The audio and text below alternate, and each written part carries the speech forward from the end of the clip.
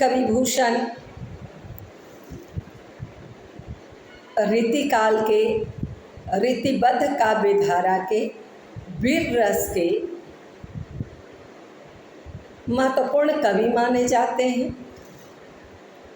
कविभूषण का जन्म 1613 ईस्वी में उत्तर प्रदेश के कानपुर जिले के तिकमापुर में हुआ था। कविभूषण का मूल नाम कविभूषण नहीं कुछ और था। कविभूषण इन्हें उपाधि मिली थी। कविभूषण की उपाधि इन्हें सोलंकी राजा रुद्रशाह ने दी थी और वह कविभूषण के नाम से ही प्रसिद्ध हो गए और इनका मूल नाम विस्मृत हो गया।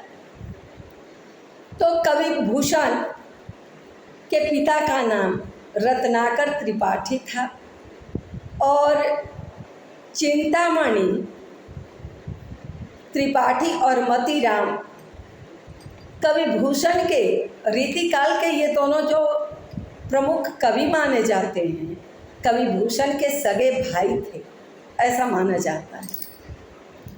कविभूषण छत्रपति शिवाजी के दरबारी कवि थे। साथ ही बुंदेला राजा छत्रसाल के भी आश्रय में रहे, उनके भी दरबारी कवि रहे।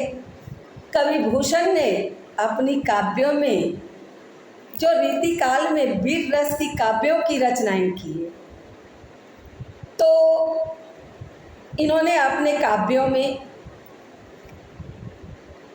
प्रमुख रूप से वीर रस को चुना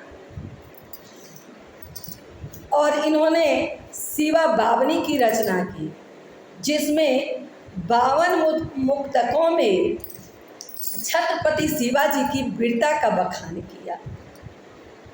छत्रसाल दशक में 10 छंदों में महाराज छत्रसाल की वीरता का बखान किया। उसके अलावा इन्होंने शिवराज भूषण की रचना की, जिसमें 384 छंद